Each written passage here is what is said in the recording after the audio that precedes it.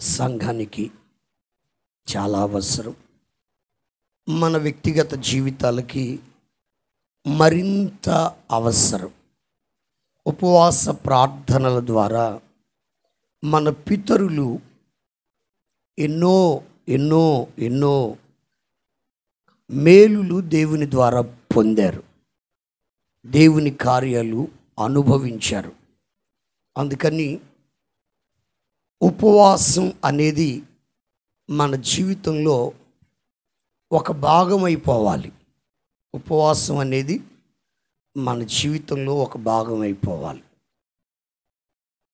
ఈ మధ్యకాలంలో cell phone ఉంది కదా, మొబైల్ ఫోన్, అది ప్రతి ఒక్కరి జీవితంలో ఒక భాగం కాదు, ఒక అవయవం అయిపోయింది. అది లేకపోతే కొంతమందికి మెంటల్ వచ్చేస్తుంది. కనబడకపోతే కదండి వీళ్ళ మీద అరిచేస్తారు. ఎవరు తీశారు నా ఫోను, ఎందుకు తీశారు, తీయొద్దన్నా కదా. రకరకాల కేకలు, రకరకాల మాటలు. ఏవండి, అనవసరమైనవి జీవితంలో భాగాలు అయిపోతున్నాయి. కానీ ఒక వ్యక్తి ఆత్మీయంగా ఎదగాలి, ఆత్మీయంగా వర్ధిల్లాలి అని కోరుకున్నప్పుడు ఈ ఉపవాస ప్రార్థన చాలా ఆశీర్వాదకరంగా మార్చబడుతుంది. Praise the lord. దైవజనులు మరి పాంప్లెట్లో ఒక మంచి వాక్యాన్ని వేశారు, నాకు అది చాలా బాగా నచ్చింది. ఒకసారి చదువుదాం. యోవేలు గ్రంథం 2వ అధ్యాయం 14వ వాక్యం. యోవేలు గ్రంథం 2వ అధ్యాయం 14వ వాక్యం. చదవండి. అదేనా?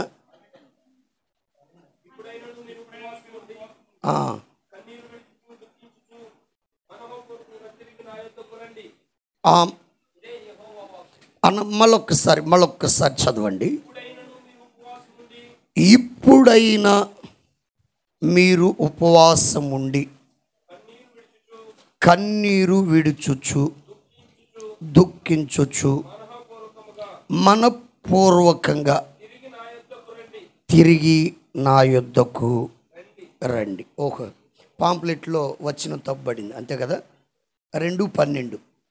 రైట్. చాలా చక్కటి మాట దైవజనులు వేయడం జరిగింది.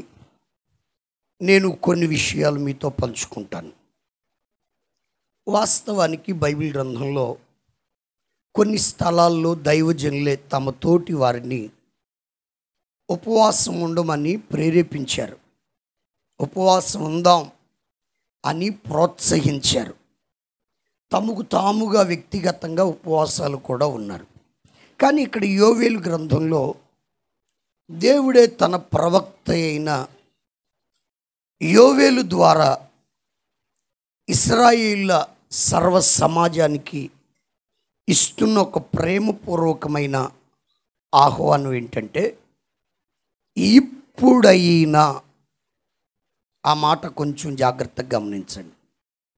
ఇప్పుడైనా జరగాల్సిన నష్టం చాలా జరిగింది, పరిస్థితులన్నీ చేయి దాటిపోయాయి, అవకాశాలన్నీ చేయి దాటిపోయినాయి. ఇప్పుడన్నా కొంచెం ఉపవాసం ఉండండి. ఆరోగ్యం అంతా పోయింది, ఇప్పుడైనా ఉండండి. అన్నీ అప్పులు పాలైపోయాం, ఇప్పుడైనా ఉండండి. ఇప్పుడైనా మీరు ఉపవాసం ఉండండి. ఇది దేవుడు తన ప్రజలకు ఇస్తున్న ఒక మంచి ఆహ్వానం అని మనం చెప్పచ్చు. దేవుడే ఉపవాసం ఉండమంటున్నాడు. ఎందుకు? అసలు యోవేలు గ్రంథకర్త దేవుని ప్రజలైన ఇశ్రాయేలీల్ని ఉపవాసం ఉండడానికి ఎందుకు ప్రోత్సహిస్తున్నాడు, ఎందుకు పురికొల్పుతున్నాడు? మొదటి అధ్యాయం 14వ వాక్యాన్ని కూడా చదువుదాం. మొదటి అధ్యాయం 14వ వాక్యం కూడా. ఉపవాస దినము ప్రతిష్ఠించండి, వ్రత దినము ఏర్పరచండి, యెహోవాను బతిమాలు కొనుటకై పెద్దలను దేశంలో ఉన్న జనులందరినీ మీ దేవుడైన యెహోవా మందిరంలో సమకూర్చండి. ఉపవాస దినాన్ని ప్రతిష్ఠించండి, వ్రత దినాన్ని ఏర్పరచండి, యెహోవాను బతిమాలు కొనుటకై పెద్దలను దేశంలోని జనులందరినీ యెహోవా మందిరంలో సమకూర్చండి. Praise the lord. ఉపవాస దినాన్ని ప్రతిష్ఠించండి, వ్రత దినాన్ని ఏర్పరచండి, పెద్దలని జనులను అందరినీ మందిరంలోకి సమకూర్చండి అని పురికొల్పుతూ ప్రోత్సహిస్తున్నాడు. అసలు ఏం జరిగింది? యోవేలు కాలంలో ఎందుకు ఇలా ఈయన ప్రకటిస్తున్నాడు అనంటే, చదవండి యోవేలు గ్రంథం 1వ అధ్యాయం 2-3 వచనాలు. యోవేలు గ్రంథం 1వ అధ్యాయం 2-3 వచనాలు చదవండి.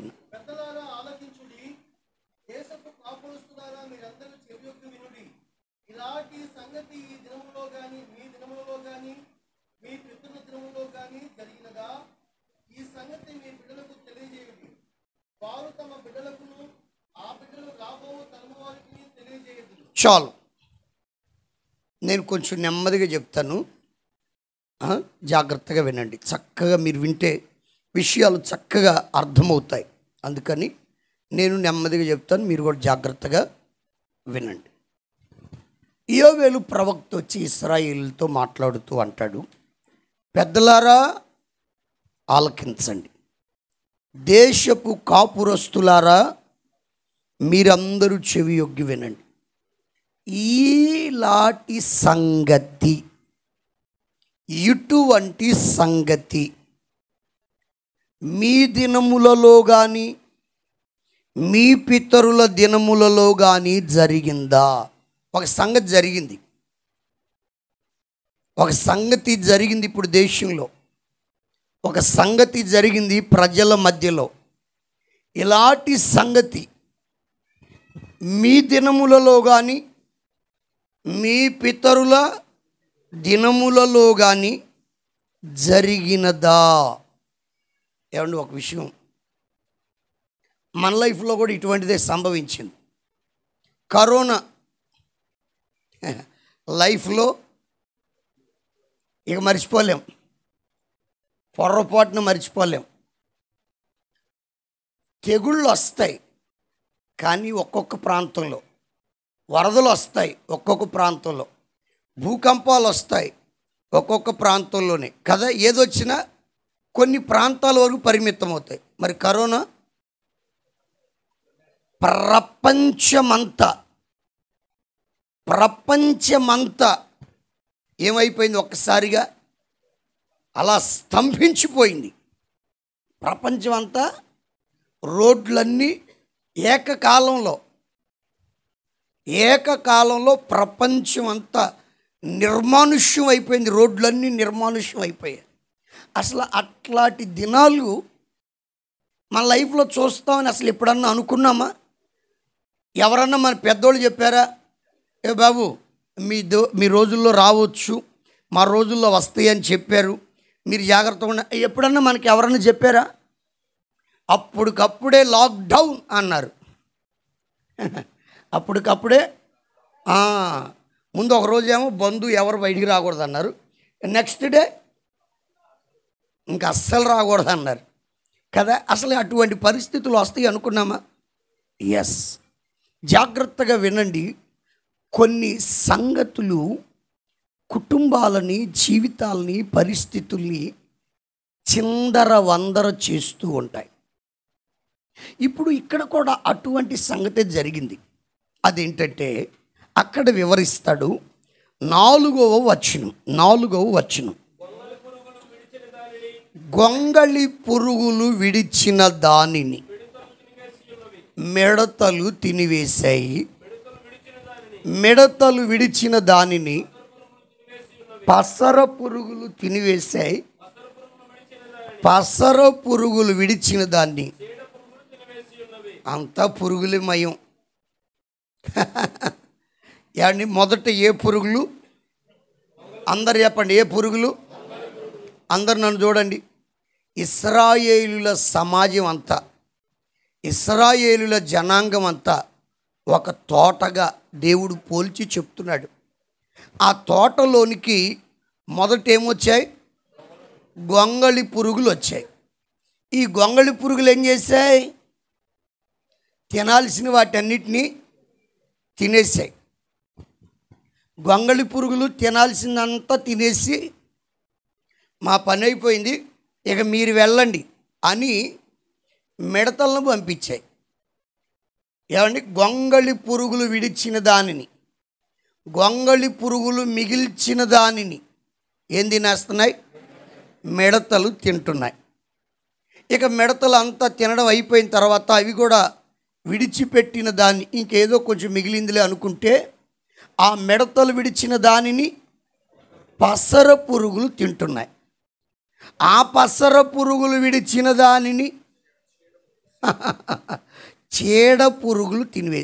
ఇక మొక్క ఉంటుందండి, తోట ఉంటుందా, పొలం ఉంటుందా, వ్యవసాయం ఉంటుందా? అసలు అక్కడ ఇంకేమన్నా ఉంటుందా? ఏమీ లేదు, నామరూపాలే లేవు. మొత్తం స్మాష్ అయిపోయింది. వరుసగా 4 రకాల పురుగులు. ఏ పురుగులు? గొంగళి పురుగులు, మిడతలు, పసర పురుగులు.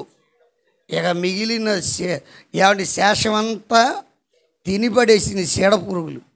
ఇప్పుడు సంఘాల్లో ఏం ప్రవేశించాయి? ఏవండి, గొంగళి పురుగులు, తర్వాత మిడతలు, తరువాత పసర పురుగులు, తరువాత ఏమండి, పెద్దలు అంటారు, చరిత్ర చెప్తుంది, పురుగులట గొంగళి పురుగులు, గొంగళి పురుగులు ఫలాలను తినేస్తాయట. దేన్ని తినేస్తాయి? ఫలాల్ని తినేస్తాయట గొంగళి పురుగులు. తరువాత మిడతలేమో ఆకుల్ని తినేస్తాయట. మిడతలు దేన్ని? ఆకులన్నిటిని తినేస్తాయట. పసర పురుగులు ఉంటాయే, ఇవి కొమ్మల్ని తినేస్తాయట. అటు ఇటు ప్రాగే కొమ్మలు ఉంటాయి కదా, వాటన్నిటిని తినేస్తాయట. ఫలాలు పోయినాయి, ఆకులు పోయినాయి, కొమ్మలు పోయినాయి. ఇంకేం మిగిలిద్ది? మొద్దు లేక మోడు. మొద్దు లేక ఇప్పుడు దాంట్లో కూడా చీడ పురుగులు వేరులోకి వెళ్ళిపోయి ఇంకా వేర్లు కూడా లేకుండా చేస్తే ఇక మరలా తోట వస్తుందా, తోట ఉంటుందా, మరలా ఫలిస్తుంది అనడానికి నిరీక్షణ ఉంటుందా? ఈ రోజున జాగ్రత్తగా గమనించండి. సంఘాలలోని పరిస్థితి, విశ్వాసులలోని ఆధ్యాత్మిక స్థితిగతులు ఇలానే అయిపోతున్నాయి. ఫలాలు, పండ్లు ఆత్మ సంబంధమైన ఫలాలకు సాదృశ్యమైతే, ఆకులు పరిశుద్ధతకు సాదృశ్యమైతే, మరలా రిపీట్ చేస్తున్నా, పండ్లు ఆత్మ ఫలాలకు సాదృశ్యమైతే, ఆకులు పరిశుద్ధతకు సాదృశ్యమైతే, కొమ్మలు సహవాసానికి సాదృశ్యమైతే, మొద్దు ఏవండి సంఘం యొక్క పునాదికి సాదృశ్యమైతే, విశ్వాస జీవిత పునాదికి సాదృశ్యమైతే, ఈ రోజున రకరకాల పురుగులు ప్రవేశిస్తున్నాయి. దేంట్లో? చక్కగా ఒక వ్యక్తి మారు మనసు పొంది, బాప్తిజం పొంది, రక్షణ పొంది, మంచి మనస్సుతో చర్చికి వస్తున్నాడు. ఓ 10 మంది చేరేసరికి దాన్ని ఏమంటున్నారు? సంఘం అంటున్నారు. ఇందాక మహేష్ అన్న చక్కటి సాక్ష్యం చెప్పారు. ఇక్కడ ఒక్కళ్ళతో సంఘం ప్రారంభించాం. దేవుడు నెమ్మదిగా ఒక్కొక్కరిని సమకూరుస్తున్నారు అని. Praise the lord. ఎంతమందితో ప్రారంభించారు? ఒక్కళ్ళతో ప్రారంభమై ఇప్పుడు కొద్ది మంది చేరేసరికి దీన్ని ఏమంటున్నారు? సంఘము అంటున్నారు. ఆహా, మంచిగా సమకూర్చబడుతూ మంచి ఉజ్జీవంగా ఆరాధన చేస్తూ మంచి ఆత్మీయంగా ఎదిగేటప్పుడు గుర్తుపెట్టుకోండి ఏవండి, కొన్ని పురుగుల్ని పిలవాల్సిన అవసరంలా కొన్ని పురుగుల్ని వచ్చేస్తాయి. బెల్లం పెట్టి చీమల్ని పిలవాల్సిన అవసరం ఏమైనా ఉందా? పబ్లిసిటీ చేయాల్సిన అవసరం ఉందా? పలానా చోట బెల్లం పెట్టాను, చీమల్లారా రండి అని మనం చెప్పాల్సిన అవసరం ఉందా? మైకు పెట్టి అనౌన్స్మెంట్ చేయాల్సిన పని ఉందా? ఏం అవసరంలా, కొన్ని వచ్చేస్తాయి పరిస్థితులు తెలుసుకొని. అసలు విషయం చెప్పనా, దేవుని కుమారుల సభ జరుగుతున్నప్పుడు, ఎవరి సభ? దేవుని కుమారుల సమావేశం జరిగేటప్పుడు దేవుని కుమారులందరికీ చెప్పొచ్చు. ఏమని? దేవుని పిల్లలందరికీ చెప్పొచ్చు. పాంప్లెట్లు వేసి, వాల్ పోస్టులు వేసి, ఫ్లెక్సీలు వేసి, పలానా చోట 5, 6, 7 తారీఖుల్లో ఉపవాస ప్రార్థనలు పెడుతున్నాం, రండి, పోగొట్టుకోబాకండి, దైవజనులు పిలుస్తున్నాం అని అందరిని పిలిచి సమకూర్చవచ్చు. కానీ విచిత్రం ఏంటో తెలుసా? సాతాను గారిని పిలవాల్సిన అవసరంలా. సాతాను గారిని, వాడి పేరేంటో చెప్పనా? సాతాను గారి పేరు పిలవా పెట్టని పేరంటాం. ఏంటది తెలుసా మీకు? పేరంటాలు తెలుసా? శుభకార్యాలప్పుడు వీళ్ళే ముందుంటారు అన్నిటికీ. ఏమండి, శుభకార్యాలప్పుడు ముందుంటారు. వాళ్ళని ఏమంటారు? కొన్ని చోట్ల ముత్తైదువులు అంటారు, కొన్ని చోట్ల పేరంటాళ్ళు అంటారు కదా. ఈ సాతాను గడు ఎవడాడు? పిలవా పెట్టని పేరంటాం. ప్రతిదీ రాసుకొని పూసుకుంటుంటాడు. అర్థమవుతుందా? చక్కగా ఆశీర్వాదకరంగా పాటలు పాడుతూ ఆత్మలో ఆనందిస్తూ వాయిద్యాలు వాయిస్తూ పరవశిస్తూ, ఏమంటే చక్కగా ప్రార్థన చేస్తూ పరవశిస్తూ వాక్యాలు వింటూ ఉజ్జీవింపబడుతూ సంఘం బలపరచబడుతూ ఉంటే, సంఘం ఎదిగేటప్పుడు, సంఘం కట్టబడేటప్పుడు, సంఘం స్థిరపరచబడేటప్పుడు కొన్ని పురుగులు చేరతాయి. గుర్తుపెట్టుకోండి. అవి సంఘంలో చేరవచ్చు. చెప్పమంటారా? వాస్తవానికి మీ అందరికీ నేను వేరే వాక్యం చెప్దాం అనుకున్నా. ఇక్కడికి వచ్చి ప్రార్థన చేసుకున్న తర్వాత ప్రభు ఈ మాటలు చెప్పడానికి నన్ను ప్రేరేపిస్తున్నాడు. Praise the Lord. హల్లెలూయా. చెప్పనా, సంఘం ఎదుగుతూ కట్టబడుతూ స్థిరపరచబడుతూ విస్తరించే సమయంలో కొన్నిసార్లు సంఘంలోకి పురుగులు వచ్చేస్తాయి. ఇంకొన్నిసార్లు విశ్వాసుల వ్యక్తిగత జీవితంలోకి పురుగులు వచ్చేస్తాయి. సంఘం కట్టబడుతూ స్థిరపరచబడుతూ విస్తరించబడుతూ ఉంటే సంఘం ఏమవుతూ, అసలు సంఘంలో జరగాల్సిన విషయం చెప్పనా? చదవండి. అపోస్తులుల కార్యాల గ్రంథం 9వ అధ్యాయం. అపోస్తులుల కార్యాల గ్రంథం 9వ అధ్యాయం 31వ వాక్యం. 31.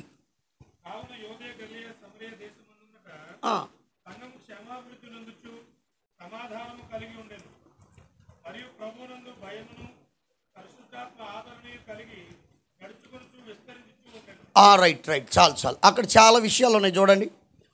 సంఘము క్షేమాభివృద్ధి నొందుచు. సంఘంలో ఏం స్టార్ట్ అయింది? మొదట అందరు చెప్పండి, సంఘంలో. అక్కడ నెంబర్ వేసి కింద రాశారు చూడండి. సంఘం ఏమవుతుంది? నెంబర్ 1 కట్టబడుతుంది. తరువాత నెంబర్ 2 సంఘంలో ఏం కలిగి ఉన్నారట? సమాధానం. అందరు చెప్పండి, సంఘంలో ఏముంది? 1 క్షేమాభివృద్ధి, 2వది సమాధానం, 3వది పరిశుద్ధ ప్రభునందు భయం. 3వది ఏంటది? ప్రభునందు భయం. 4వది పరిశుద్ధాత్మ ఆదరణ. అందరు చెప్పండి, ఏంటది 4వది?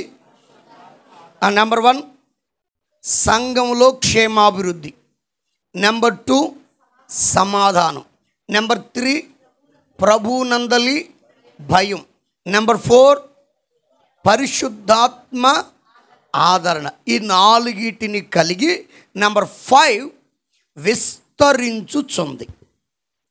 సంఘం ఏమవుతుంది? ఇప్పుడు సంఘంలో 4 ఉంటే చాలు, ఆటోమేటిక్గా సంఘంలో విస్తరణ ఉంటుంది. చాలాసార్లు సేవకులు కంగారు పడుతూ ఉంటారు. చేయాల్సినంత సేవ చేస్తున్నాం, ప్రయాసపడాల్సినంత ప్రయాసపడుతున్నాం, ఎందుకో సంఘం విస్తరించట్లేదన్నా అంటూ ఉంటారు చాలామంది సేవకులు నాతో. నువ్వు చేయాల్సిన పైన ఏమీ లేదు. సంఘం విస్తరించాలని సంఘంలో 4 కావాలి. 1 క్షేమాభివృద్ధి, 2 సమాధానం, 3వది ప్రభువునందు భయం, 4వది పరిశుద్ధాత్మ. ఈ 4 ఉంటే ఆటోమేటిక్గా 5వది వచ్చేసింది. ఏంటిది 5వది? విస్తరణ. అందరూ చెప్పండి, ఏంటది? సంఘంలో జరగాల్సినవి 5 అండి. 1 కట్టబడుతూ ఉండాలి. కట్టబడుతూ అంటే దాని అర్థం ఏంటంటే ఒక్కొక్క విశ్వాసి చేర్చబడమే కట్టబడడం. విషయం అర్థమైందా? ఒక్కొక్క విశ్వాసి చేర్చబడమే కట్టబడడం. చేర్చబడిన తర్వాత 4 మధ్యలో ఏముండాలి? సమాధానం ఉండాలి. 10 మంది మధ్యలో ఏముండాలి? ఏమండి, చక్కగా ఒక మంచి మనసుతో కదా మనం మారు మనసు పొందింది. ఒక మంచి మనసుతో యేసయ్యని నమ్ముకున్నాం కదా, మనం బాగుపడాలి అని కదా. Praise the lord. కొంతమంది ఏమో స్వస్థత కోసం మారు మనసు పొందుతారు, కొంతమంది అభివృద్ధి కోసం మారు మనసు పొందుతారు, ఇంకొంతమంది ఆశీర్వాదం కోసం పొందుతారు. కానీ ఏమండి, మరి కొంతమంది నరకం నుండి నాశనము నుండి తప్పించబడాలని రకరకాల ఉద్దేశాలతో మొత్తం మీద మారు మనసు వచ్చాం. అదేమి చిత్రం, కొంచెం కాలం గడిచే కొలది నేను ఎందుకు మారు మనసు పొందాను, నేను ఎందుకు యేసయ్యని నమ్ముకోవలసి వచ్చింది, ఎందుకు నమ్ముకున్నాను, ఎందుకు మందిరానికి వస్తున్నా, మందిరానికి వచ్చి నేను ఎలా ఉండాలి, మందిరానికి వచ్చి నేను ఏం చెయ్యాలి, నా బాధ్యత ఏంటి, ఇవన్నీ మర్చిపోయి కొంచెం ఎదుగుతూ ఉండగా ఇక బయలుదేరతాయి పురుగులు లాంటి. ఏంటయి? ఏ పురుగు? గొంగళి. దేన్ని తినేస్తున్నాయి? ఫలాలు. అందరు చెప్పండి, ఏంటయి? ప్రేమ, సమాధానం, సంతోషం, సమాధానం, మంచితనం. ఏమండి, ఇవన్నీ ఉన్నాయి కదా. సాత్వికం, విశ్వాసం, ఆశా నిగ్రహం. 9 అనుభవాలు ఉన్నాయి కదా. స్టార్టింగ్ ఏం తినేస్తుంది? ప్రేమ. దేన్ని తినేస్తుంది? ఎలా చెప్పడానికే వచ్చింది. Praise the lord. చూసావా, ఈ మధ్య పాస్టర్ గారు వాళ్ళకే పాటలు ఎత్తున్నారు, మాకివ్వట్ల. ఎలా స్టార్ట్ అయింది గొంగళి పురుగు? చెప్పండి. మీరేమనుకోనంటే నేను చెప్పనా, నువ్వే పెద్ద గొంగళి పురుగులాగా మారిపోతావు. ఉన్న ప్రేమని అప్పుడప్పుడే సంఘం కట్టబడతావు. ఒక 40-30 మంది చేరుతూ ఉంటారు. అబ్బా భలే ముద్దుగా చక్కగా భలే ఉద్యోగంగా ఉన్నారు అని అనుకునేసరికి ఈ సాతాడుగాడు ఎవరో ఒకళ్ళని ఏం చేస్తాడు? గొంగళి పురుగులాగా మార్చేస్తాడు.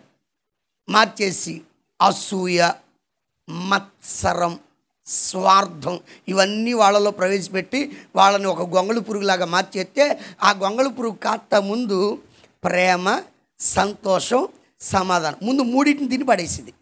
ఈ 3 పోతే మిగతా ఏముంటాయి ఇంకా? అవునా కదా? పాడితే పాడారు మన పిల్లలేగా, పాడితే పాడారు మన విశ్వాసులేగా, పాడియండి. పద్దాకలు మనమేనా? ప్రతిరోజు మనమేనా? వాళ్ళకు కూడా అవకాశం ఇద్దాం అని అనుకోవాలి. చూసావా, పాస్టర్ గారు వాళ్ళకే ఇస్తున్నారు. ఇచ్చారు 2 పాటల, మాకు 1, వాళ్ళకి అన్నీ. ఇక లేనిపోని నువ్వు వచ్చింది దేనికి? లెక్కలేయడానికా? ఎవరికి ఏ మైక్ ఇస్తున్నారు, ఎవరికి ఏ పాట ఇస్తున్నారు, నాకు ఇవన్నీ చూసుకోవడానికా నువ్వు వస్తుంది, లేక నీ జీవితాన్ని కట్టుకోవడానికా? చెప్పండి. సంఘంలో జరగాల్సిన మొదటిది ఏంటి? కట్టబడుట. ఏంటిది? మనం ఇక్కడికి ఎందుకు వస్తున్నాం అంటే మనలను మనం కట్టుకోవడానికి వస్తున్నాం. సేవకుడు నిలబడి వాక్య ఉపదేశం చేస్తూ ఉండగా ఆ ఉపదేశం ద్వారా సేవకుని నోట నుండి వస్తున్న దేవుని మాటల ద్వారా మన వ్యక్తిగత ఆత్మీయ జీవితాన్ని కట్టుకోవడానికి వస్తున్నాం, కూల్చుకోవడానికి. అసలు విషయం ఏంటంటే ఎవరు అసమాధానం కలుగు చేస్తారో తెలుసా? అసమాధానంగా ఉన్నవాళ్లే అసమాధానాన్ని కలుగు చేస్తారు. ముందు వీళ్ళ మనసు చెడిపోయింది, వీళ్ళ మనసులో నెమ్మది. చూస్తున్నాం పోయిన నెల నుంచి పాస్టర్ గారు వాళ్ళకే పరిచర్య అప్పగిస్తున్నాడు, బాధ్యతలు అప్పగిస్తున్నాడు. ఇంకా అంతకాడకు మేమెందుకు వచ్చాడట, మేమెందుకు రావాలా? విషయం అర్థమైందా? ఇక వీళ్ళ మనసులో ఒక 2 వారాలు బాగా నానిద్ది, ఇది బాగా మైండ్ వర్క్ చేసి ఇక నెమ్మదిగా పక్కన వాళ్ళని చూసావా అక్క, చూసావానా ఈ మధ్య పాస్టర్ గారు మారిపోయాడు. ఎవరు మారిపోయారు? మారింది ఏం కాదు, మారింది ఏన కాదు. ఎవరు మారారంట? అంటే పాస్టర్ గారికి మారు మనసు వచ్చిందని చెప్తున్నారు వీళ్ళు. పాస్టర్ గారు ఎట్లయినా మారిపోయాడు, అప్పుడు ఉన్నట్టు. ఏమంటే చిన్నప్పుడు ఉన్నట్టు నువ్వు అంటున్నావు. ఇప్పుడు బాగా చిన్నప్పుడు చెప్పులు నోట్లో పెట్టుకున్నావు, మట్టి తిన్నావు, అవునా కదా? ఊహా తెలియని వయసులో కొంచెం ఊహా తెలిసినాక అవి మానేసి చాక్లెట్లు బిస్కెట్లు తిన్నావు, అవునా కదా? కొంచెం వయసు పెరిగినాక చాక్లెట్లు ఇస్తే నేను చిన్నపిల్లని అనుకున్నావా, నేను చిన్నపిల్లని అనుకున్నావా అంటారనరా? అవును కదా? వయసు పెరుగుతున్నప్పుడు కొంచెం మన పరిస్థితులు కూడా. అంతేగాని పాస్టర్ గారు ఎట్టయిన ఈ మధ్య, పాస్టర్ గారు ఎందుకు మారాడంటే సంఘాన్ని కట్టే క్రమంలో నువ్వు చిన్న బిడ్డగా ఉన్నప్పుడు, ఏ బిడ్డ పాట వచ్చా మీకు? చిన్న గొర్రె పిల్లను నేను అనుకున్నా మీకు వచ్చని. అన్ని దీర్ఘాలు తెస్తున్నప్పుడే వచ్చు మీకు రానిది ఏమి లేదు. ఏ గొర్రె పిల్లమ్మా? ఏ గొర్రె పిల్ల?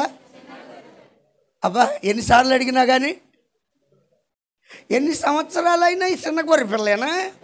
ఇంకా పెరగవా? చిన్న గొర్రె పిల్ల అని అన్నావు కదా. నువ్వు చిన్నగా ఉన్నప్పుడు, చిన్న గొర్రె పిల్లగా ఉన్నప్పుడు పాస్టర్ అంటే ఏంటో తెలుసా? ఇంగ్లీష్లో పాస్టర్ అంటారు, తెలుగులో దాని సరి అయిన అర్థం కాపరి. ఏంటది? కాపరి ఏం చేస్తాడంటే చిన్న గొర్రెని భుజం మీద వేసుకుంటాడు. ఏం చేస్తాడు? చిన్న గొర్రెని ఏం చేస్తాడు? సంకలో పెట్టుకుంటాడు, అవునా కదా? ఒక గొర్రెని భుజం మీద వేసుకుంటాడు, ఒక గొర్రెని సంకలో పెట్టుకుంటాడు, ఒక గొర్రెని ఏమో చేయి పట్టుకొని జాగ్రత్తగా నడిపిస్తూ ఉంటాడు, అవునా? ఏ గొర్రెల్ని? చిన్న గొర్రెల్ని. అవి సీదినా తుడిచేస్తాడు, అవి తుమ్మినా పెద్ద పట్టించుకోడు, అవునా కదా? ఎప్పుడు మరి ఎదుగుతూ ఉంటుంది కదా. చిన్నపిల్లడు ఉంటాడు 2 సంవత్సరాలు, సంవత్సరన్నర, 3 సంవత్సరాల వరకు సీమిడిగా ఆరుతా ఉందనుకో, తల్లి ఏం చేస్తుంది? ఏమండి, ఆమె చీరకే తుడిచేసిద్ది, అవునా కదా? చక్కగా తుడిచేసి బిడ్డని సీమిడితోనే ముద్దు పెట్టేసుకుంటుంది, అంతే కదా? తల్లికి బిడ్డ అంటే మమకారం కదా. వాడికి 10 సంవత్సరాలు వచ్చినాయి. ఎన్ని సంవత్సరాలు వచ్చినాయి చెప్పాలి మీరు? 10 సంవత్సరాలు వచ్చినాక ఈడదాకా గారుసుకొని సీవిడి నోట్లోకి వెళ్తుంది. అప్పుడప్పుడు కొంచెం టేస్ట్ చేత వచ్చాడు, కొంచెం తొడమా మమ్మీ చూసావా అంటాడు. ఏమంటుంది మమ్మీ? దున్నపోతులాగుండో అంటదా అంటదా? గాడిదలాగా ఎదిగా. చిన్నప్పుడేమో అదే బిడ్డకి తుడిసి ముద్దు పెట్టుకొని ఏం కూడా కొంచెం పూసుకొని అంత ముచ్చట పడింది. మరి వయసు పెరిగినాక ఇప్పుడు చెప్పండి, మిమ్మల్ని ఎంతకాలం ఎత్తుకోవాలి సేవకుడు? కొంచెం కొత్త గొర్రెలను కూడా ఎత్తుకోవాలి కదా, కొత్త గొర్రెలకు కూడా అవకాశం ఇవ్వాలి కదా. ఇప్పుడు తలకాయలు బాగానే ఊపుతున్నారు కానీ, ప్రైజ్ ద లార్డ్. గొంగళి పురుగులు అంటే ఏంటంటే మన ప్రేమను తినివేసేవి, మన సంతోషాన్ని తినివేసేవి, మన సమాధానాన్ని, సంఘంలో ఉన్న ఆత్మీయతను తినివేసేవి. విషయం అర్థమవుతుందా? జాగ్రత్త, నీ ఆత్మీయతను నీవే కాపాడుకోవాలి. సంఘము యొక్క సాక్ష్యాన్ని కూడా నీవు కాపాడగలగాలి. సంఘ అభివృద్ధిలో కేవలం సేవకుల పాత్ర కాదు, నీ బాధ్యతే ఎక్కువ ఉండాలి. Praise the lord. సంఘ అభివృద్ధి, సంఘ విస్తరణలో నీ పాత్ర ఎక్కువగా ఉండాలి. సంఘం ఎక్కువగా విస్తరించాలంటే సంఘంలో సమాధానం ఉండాలి, సంఘంలో ప్రభువును బట్టి భయం ఉండాలి. ప్రభువునందలి భయం. నువ్వు ఎవరికి భయపడాలి? ఇక్కడికి వచ్చినాక నేను కొన్ని చర్చిలకు వెళ్తా. కొన్ని చర్చిలకు వెళ్తే అది చర్చియా మార్కెట్ యార్డా నాకు అర్థం కాదు. మార్కెట్ యార్డు తెలుసా? మార్కెట్ యార్డు తెలుసా? వచ్చేవాడు వస్తూ ఉంటే, వెళ్ళేవాడు వెళ్తూ ఉంటే, తిరిగేవాడు తిరుగుతూ ఉంటే, తెలుగులో చెప్పాలంటే సంత తెలుసా? ఒకడు కేకలేస్తూ ఉంటాడు, కేజీ 10. ఒకడు కేకలేస్తూ ఉంటాడు, ఎంత? ఇంకోళ్ళు అడుగుతూ ఉంటారు, ఇంకోడు తిరుగుతూ ఉంటాడు, ఒకడు ఐస్ బండి పెట్టుకొని ఆడు నొక్కుతూ ఉంటాడు. అవునా కదా? దాన్ని ఏమంటారు? కొన్ని చర్చిల్లో తిరిగేవాడు తిరుగుతుంటే, కూర్చుండేవాడు కూర్చుంటే, పక్కన వాళ్ళతో మాట్లాడుకుంటుంటే అది దేవుని సన్నిధిలాగా ఉండదు. అయ్యో, మనం దేవుని సన్నిధిలో కూర్చున్నాం, పరిశుద్ధుడైన దేవుడు, మహామహిమ కలిగిన దేవుడు మన మధ్యలోకి వచ్చాడు, భయభక్తి కలిగి కూర్చోవాలి, అడదిడ్డాలు తిరగకూడదు, పక్కన వాళ్ళతో ముచ్చట్లో పెట్టకూడదు. మహోన్నతుడైన దేవుడు, మహనీయుడైన దేవుడు మన మధ్యలో ఉన్నాడు, ఆయన గౌరవించాలి, ఆయనకు భయపడాలి అనేది కనబడదు కొన్ని చర్చిల్లో. విషయం అర్థమవుతుందా? నువ్వు మందిరానికి వచ్చావంటే మందిరంలో ప్రభువునందలి భయం నీలో కనబడాలి. Praise the lord. ఆ భయం ఏం చేస్తుందంటే నిన్ను పిరికోడిగా చేయదు. విషయం అర్థమైందా? భయం విస్తరణకు దారితీస్తుంది. ఇదే భయం మధ్యరాత్రి 2 గంటలకు ఇంటి వెనక రాలిపోయిన ఎండాకులు అప్పుడప్పుడు ఊగుతూ ఉంటాయి చూడండి. ఫాస్ట్గా రండి, మధ్యరాత్రి రండి, 2 అయితే చాలండి, మా ఇంటి వెనక ఏదో ఏమవలా గాలికి ఆకులు కదులుతున్నాయి. నీకేమో అయ్యగారు కొంచెం గట్టిగా ప్రార్థన చేయండి. ఏంటి అయ్యగారు గట్టిగా చేయనట్టు? పాస్టర్ గారు ఎట్లా చేయాలో కూడా వీళ్ళే చెప్తారు. నాకు చాలామంది చెప్తారు, మీ వ్యక్తిగత ప్రార్థనలో ప్రార్థన చేయండి, అయ్యగారు కొంచెం మా కోసం ఉపవాస ప్రార్థన చేయండి. మేము ఉపవాసం ఉండాల్సింది కూడా మీరు మహానుభావులు, గట్టిగా చేయండి, ఉపవాస ప్రార్థన చెయ్యండి, చాలా చెప్తా ఉంటే సరేలే అమ్మ అంటా పైకి, లోపల మాత్రం మిమ్మల్ని ఏమనలేండి. మా చర్చిలో అయితే పైకి తిట్టేస్తాలండి, నాకెవరు చెప్పరు. Praise the lord. ఎందుకంటే సంఘానికి ఏం కావాలంటే ప్రభువునందలి భయం, తరువాత పరిశుద్ధాత్మ ఆదరణ. పరిశుద్ధాత్మ ఆదరణ అంటే నడిపింపు, ఆలోచన. హల్లెలూయా. ఇవన్నీ సంఘాన్ని ఏం చేస్తాయి? అభివృద్ధి చేస్తాయి, విస్తరణలోకి నడిపిస్తాయి, క్షేమాభివృద్ధి, సంఘాన్ని కడుతూ ఉంటాయి. హల్లెలూయా. అయితే విచిత్రం ఏంటంటే ఇలాగున ఉండవలసిన సంఘంలో సంఘం అనే తోటలోకి ఏమొచ్చేస్తున్నాయి? గొంగళి పురుగులు వచ్చేస్తున్నాయి, ఆత్మ ఫలాలు తినేస్తున్నాయి. తర్వాత మిడతలు వచ్చేస్తున్నాయి. మిడతలు ఏం చేస్తాయి? ఈ ఆకు మీద ఎగిరి, ఆ ఆకు మీద ఎగిరి, ఈ ఆకు కొంచెం తిని, ఆకు కొంచెం తిని, ఇక్కడ అక్కడ ఎగురుతూ ఉంటాయి మిడతలు. అందుకని పెద్దలు ఆకుల్ని పరిశుద్ధతతో పోల్చారు. దేంతో పోల్చారు? ఈ మిడతలట పరిశుద్ధతని తినివేస్తాయట. అర్థమవుతుందా?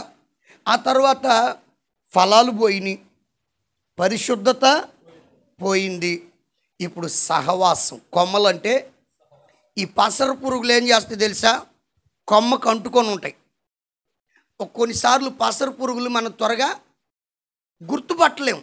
ఎందుకని? అది ఆ కాడతో ఈ ఈ ఈ రంగు ఆ రంగు కలిసిపోద్ది. మనం కూడా ఇది కూడా కొమ్మ అనుకుంటాం. కాదు కాదు, అది మనతో ఉన్నట్టే ఉంటాయి కొన్ని పురుగులు, మనతో ఉన్నట్టే ఉంటాయి. సహవాసాన్ని తినేస్తాయి, సహవాసాన్ని జడగొడతాయి. వాళ్ళ మీద వీళ్ళ మీద లేనిపోని సంగతులన్నీ నీ చెవిలో నూరిపోసి అట్ట వాళ్ళతో చేరబాకు, వాళ్ళతో కూర్చోబాకు. అర్థమవుతుందా? ఈ దురుపదేశాలన్నీ చేసి ఈ పసర పురుగులు సహవాసాన్ని తినివేస్తున్నాయి. చివరికి మొద్దు మోడు పునాదికి సాదృశ్యం. దేనికి? నీ ఆత్మీయ జీవితానికి పునాది. హల్లెలూయా. దాని పేరు ఉపదేశం. ఏంటది? ఆ ఉపదేశం అనే పునాదిని చీడ పురుగులు తినిపడేస్తున్నాయి. ఏ పురుగులు? ఈ చీడ పురుగులు పైన కనబడవు, ఈ ముందు లోపలికి వెళ్ళిపోతాయి. పైన గడపాలి, లోపల లోపల లోపల లోపల తినేస్తూ ఈ వేరుల్లోకి వెళ్ళిపోతాయి, మూలాల్లోకి వెళ్ళిపోతాయి. ఇంక అక్కడ తోట కనబడనివ్వదు, ఉపదేశాన్ని కనబడనివ్వదు, వాక్యాన్ని కనబడనివ్వదు. ఈ రోజున ఇటువంటి పరిస్థితులు సంఘాలలో పెరుగుతున్నాయి. అర్థమవుతుందండి? ఇక్కడ యోవేలు గ్రంథంలో మొదటి అధ్యాయంలో ఏమేమి వచ్చేసాయి? ఏమండి? గొంగళి పురుగులు, మిడతలు, పసర పురుగులు, చీడ పురుగులు, ఇవన్నీ చేయాల్సిన పనులన్నీ చేసి తినాల్సినవన్నీ తిని కలిగించాల్సిన నష్టం అంతా కలిగిస్తే ఇప్పుడు ఏమైందో తెలుసా? నేను చదువుతాను, మీరు ఫాలో అవ్వండి. ఎందుకంటే నేను అక్కడక్కడ ఒక లైన్ చదువుతాను, మొదటి అధ్యాయం అంతా చదివేస్తా. ఇప్పుడు మీరు చూడండి, నన్ను ఫాలో అవ్వండి. వచనం చెప్పి చదువుతా, ఫాలో అవ్వండి. మొదటి అధ్యాయం 5వ వచనం 3వ లైన్లో, 5వ వచనం 3వ లైన్లో, క్రొత్త ద్రాక్షారసం నోటికి రాకుండా నాశనమయ్యింది. ఓకేనా? తరువాత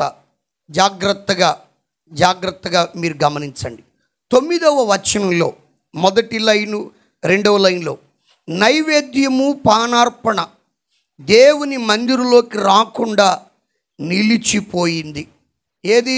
ఒక్క తోట నష్టం అయితే వాటి ప్రభావం ఎన్నిటి మీద పడిందో చెప్తున్నాను మీకు. విషయం అర్థమవుతుందా? 5వ వచనంలో క్రొత్త ద్రాక్షారసం లేదు, 9వ వచనంలో నైవేద్యము పానార్పణ లేదు. ఏవండి? 10వ వచనం ప్రారంభంలో పొలము పాడైపోయింది, భూమి అంగలారుస్తుంది, ధాన్యము నశించింది, క్రొత్త ద్రాక్షారసం లేదు, తైల వృక్షాలు ఏమైపోయాయి? పాడైపోయింది. 11వ వచనం ప్రారంభంలో పైరు చెడిపోయింది. ఏం చెడిపోయింది? ఇప్పుడు 12వ వచనంలో ద్రాక్ష చెట్లు చెడిపోయాయి, అంజూరపు చెట్లు వాడిపోయాయి, దానిమ్మ, ఈత, జల్దరు చెట్లు అన్నీ వాడిపోయాయి. దానిమ్మ చెట్లు, ఈత చెట్లు, జల్దరు చెట్లు అన్నీ వాడిపోయాయి.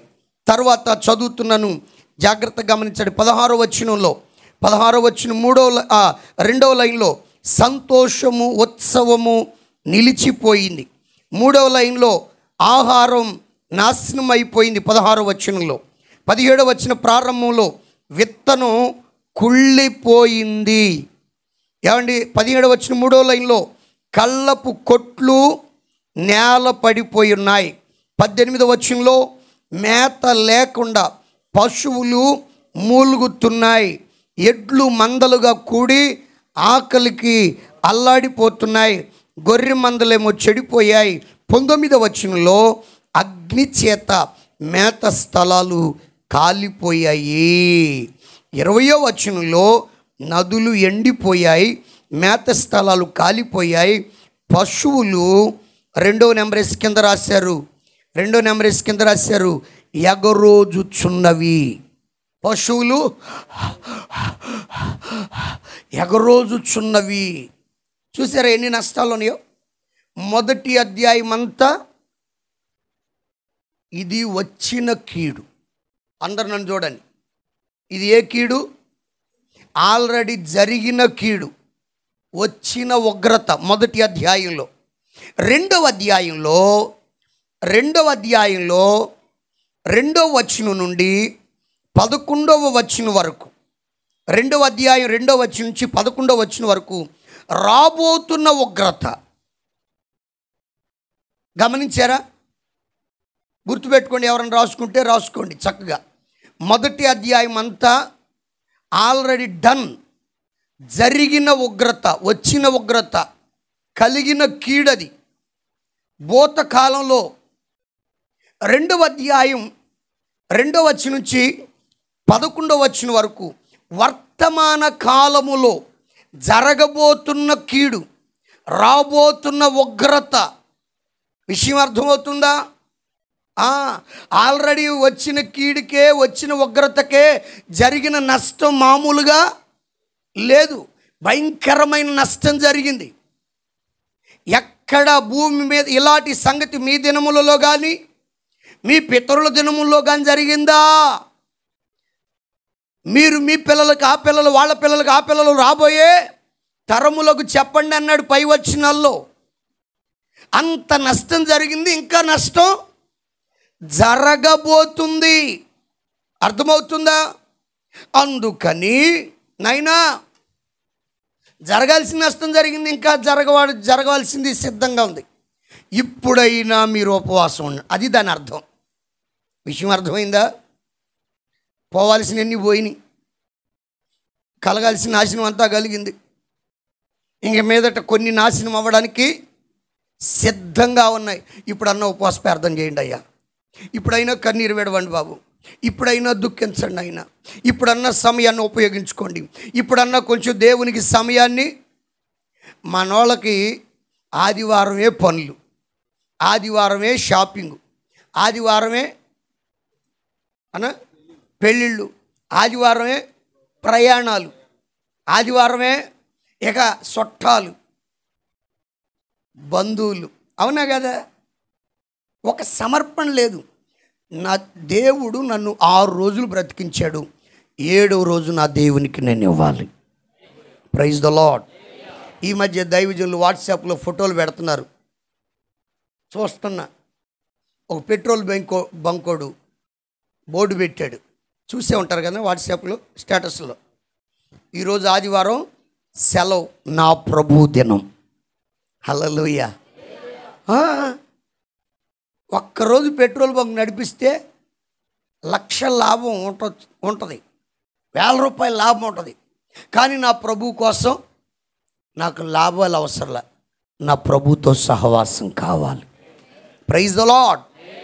ఎందుకంటే జరగాల్సిన నష్టం జరిగిపోయింది, ఇంకా జరగాల్సిన ఏమండి ఎదురు చూస్తున్న రాబోయే కీడు సిద్ధంగా ఉంది. వాటిని ఆపాలంటే ఇప్పుడు ఉపవాస ప్రార్థన కావాలి. ఏం కావాలి? అందరు చెప్పండి, ఏ ప్రార్థన కావాలి? దైవజనులు మంచి పని చేశారు. 3 రోజులు ఉపవాస ప్రార్థన. ఎంతమంది ఉపవాసం ఉన్నారో నాకు తెలియదు, ఎలా ఉపవాసం ఉన్నారో నాకు తెలియదు. చక్కగా అలవాటు చేసుకోండి. నేను కొంతమూరు డేవిడ్ అన్నోళ్ళ చర్చికి సుమారుగా ఒక 18-19 సంవత్సరాల నుంచి వస్తున్నా.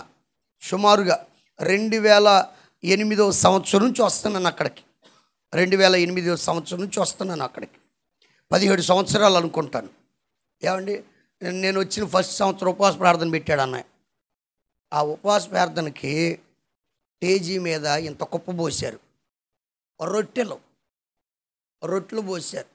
ఉపవాస ప్రార్థన అయిపోగానే ఇడ్లీలు తెచ్చారు, ఇన్ని తెచ్చారు, ఇంత ఉప్మా తెచ్చారు. ఏంటంటే ప్రార్థన అయిపోగానే అది అందరికి పంచుతారంట. ఇది తినేసి ఇంటికి వెళ్ళి మళ్ళీ సాయంత్రం వస్తారు, మళ్ళీ సాయంత్రం ఉప్మా. దేవుడి దయలో ఆ రోజు ఇచ్చే క్లాసు ఎంతవరకు లేదు. ఇక ఉపవాసం లేదు. అర్థమవుతుందా? ఫలాలు తిండి, ఇది ఉపవాసం ఉంటే దాన్ని ఫలోపవాసం అంటారు. ఏ ఉపవాసం? కొంతమంది ఏమంటారంటే, నాకు ఈ మధ్య కొంతమంది పాటర్లు తగులుతున్నారు, పాటర్లు అని ఉపవాసం ఉన్నాను అని అంటున్నాడు. 4 దోశలు తింటున్నాడు. నిజమన్నా? 2 పరోటాలు తింటున్నాడు. అసలు విషయం ఏంటంటే అన్నం ఒక్కటే తింటలా, మిగతా అన్నీ దేవుడి దేవాల చీకింతో కుమ్మేస్తున్నాడు. దాని పేరు ఏంటది? ఈ అయ్యగారి ఉపవాసం ఏంటంటే అన్నం తినకపోవడం ఉపవాసం కాదు, కాదు, కాదు, కాదు. నిన్ను నువ్వు పూర్తిగా సమర్పించుకోవాలి. Praise the lord. చక్కగా ఒక్కరోజు అంటే ఇంతకుముందు రోజులు అంటే షుగర్లు బీపీలు ఉన్నాయి కానీ చాలా తక్కువ. మరి ఇప్పుడు చిన్నపిల్లలకు కూడా వచ్చేస్తున్నాయి. ఏమంటే ఒకరోజు కనీసం ఒక 4-5 గంటల పాటు ఏం తినకుండా ఉంటే షుగర్ డౌన్ అయిపోయి బీపీ కింద పడిపోతారు. అందుకని కనీసం మీ ఆరోగ్య పరిస్థితిని బట్టి చక్కగా ఒక మంచి తీర్మానంతో ఎంతవరకు మీరు తినకుండా ఉండగలరో అంతవరకు ఏమి తినకుండా జస్ట్ కొంచెం మంచిలు తాగి అట్లని చెప్పి కడుపు నిండా టీలు తాగారు, ఈరోజు నెల అవుతాయి. కొంతమంది ఉపవాసం పేరు చెప్పి టీల మీద టీలు తెగ తాగుతున్నారు. ఒక్కటి నిద్ర రాకుండా తాగొచ్చు, అంతేగాని లోటాలు తాగుతున్నారు. జాగ్రత్త, ఆరోగ్యాలు పాడైపోతాయి. ఉపవాస ప్రార్థన ఎందుకో తెలుసా? దేవునితో సహవాసం చేయడానికి. ఉపవాస ప్రార్థన దేనికి?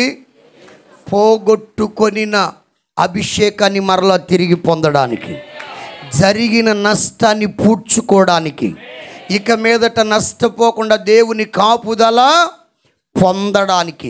అందుకని భక్తుడు అంటాడు, ఇప్పుడైనా మీరు ఉపవాసం ఉండండి. చేతులెత్తి స్వరమెత్తి గడిగొక్కలు చెప్పండి. హల్లెలూయా. ఉపవాసం ఉన్న తరువాత ఏం జరిగింది?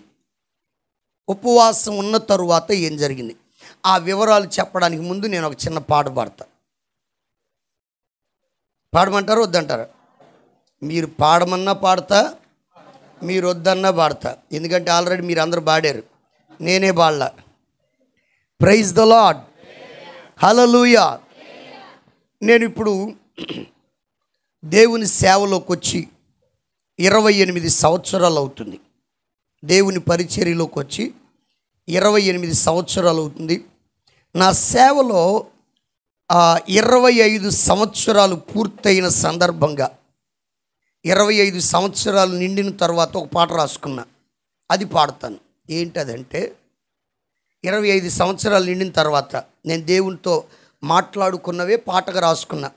ఇప్పుడున్న ప్రార్థన సరిపోదయ్యా, ఇప్పుడున్న పరిశుద్ధత సరిపోదయ్యా, ఇప్పుడున్న అభిషేకం సరిపోదయ్యా, అనుదినం నీ కృప దయచేయి ప్రభు అని పాట రాసుకున్నా.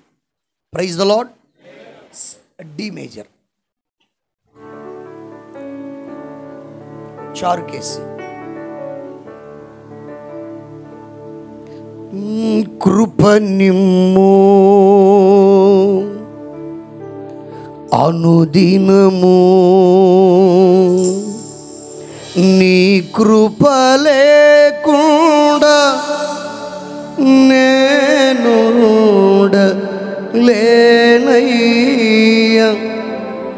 యేసయ్యా యేసయ్యా కృప నిమ్ము అనుదినము, కృప నిమ్ము అనుదినము, నీ కృప లేకుండా నేను ఉండలేనయ్యా. నీ కృప లేకుండా నేను ఉండలేనయ్యా. యేసయ్యా యేసయ్యా యేసయ్యా యేసయ్యా కృప నిమ్ము అనుదినము, కృప నిమ్ము అనుదినము.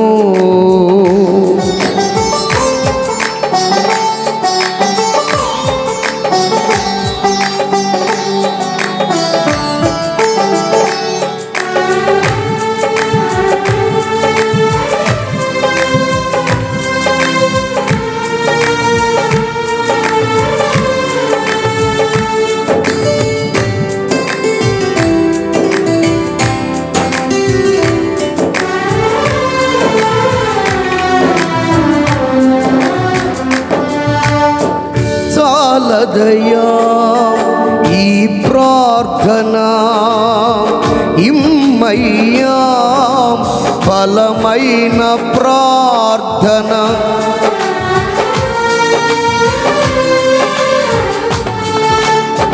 చాలదయా ఈ ప్రార్థన ఇమ్మయ్యా బలమైన ప్రార్థన మెళకువ కలిగి విసుగక నిత్యము ప్రార్థింప కృపనిమ్మయ్యా జరుగబోవు వాటిని తప్పించుకొని నీ యొద్ద నిలుచుటకు మెళకువ కలిగి విసుగక నిత్యము ప్రార్థింప కృపనిమ్మయా జరుగబోవు వాటిని తప్పించుకొని నీ యొద్ద నిలుచుటకు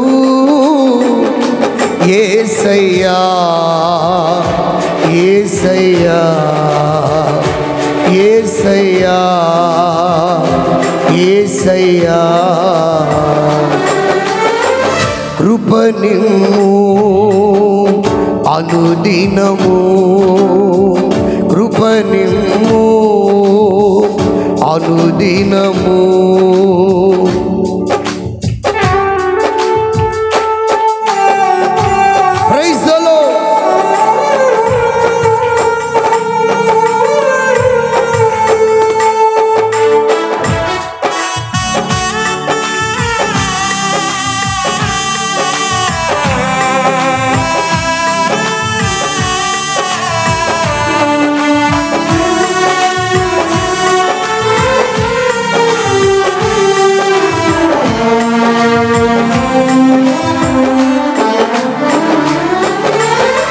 చాలదయా ఈ పరిశుద్ధత ఇమ్మయ్య అతి పరిశుద్ధత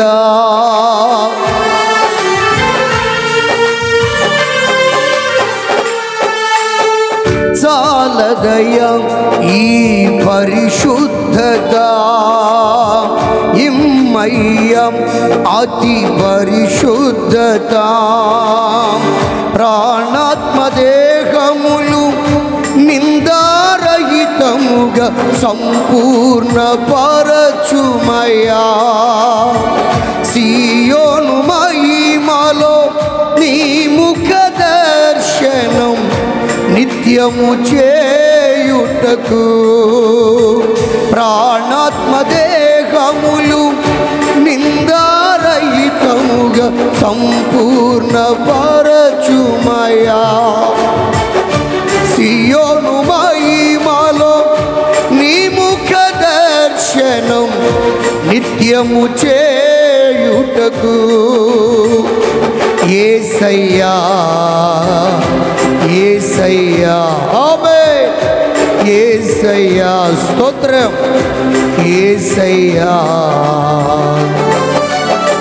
కృపనిమ్ము అనుదినం అందరు నాతో కృపనిమ్ము అనుదినము నీ కృప లేకుండా నేనుండలేనయ్యా నీ కృప లేకుండా నేనుండలేనయ్యా యేసయ్యా యేసయ్యా యేసయ్యా యేసయ్యా కృపనిమ్ము అనుదినము కృపనిమ్ము స్తోత్రం అనుదినము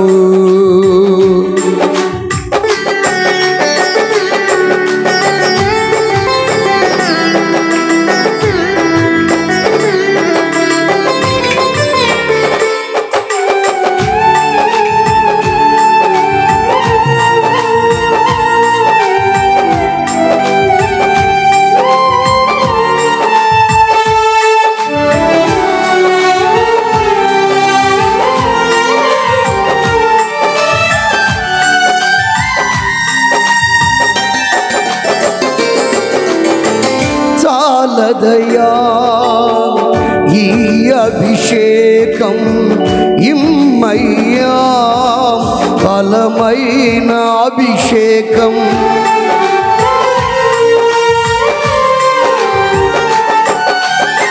చాలదయా ఈ అభిషేకం ఇమ్మయ్యా, బలమైన అభిషేకం.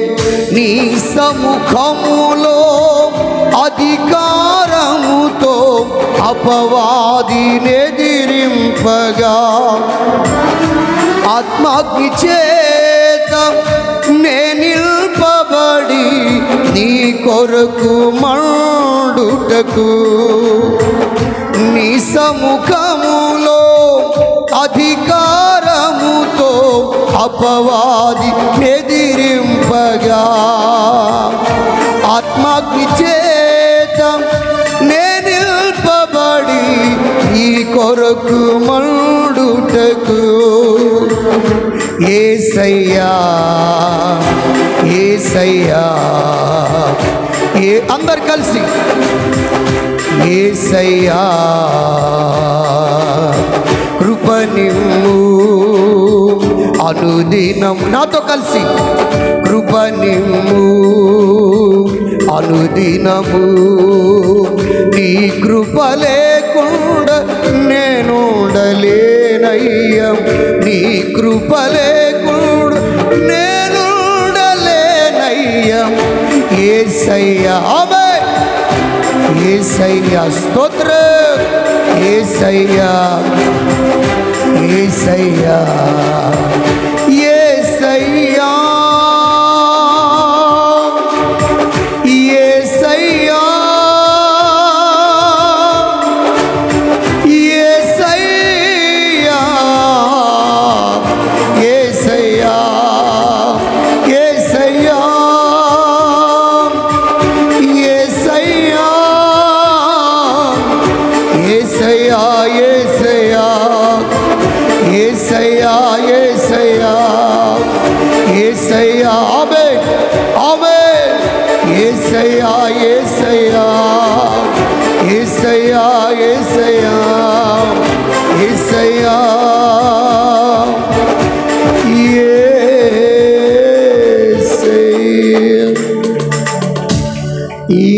యేసయ్యా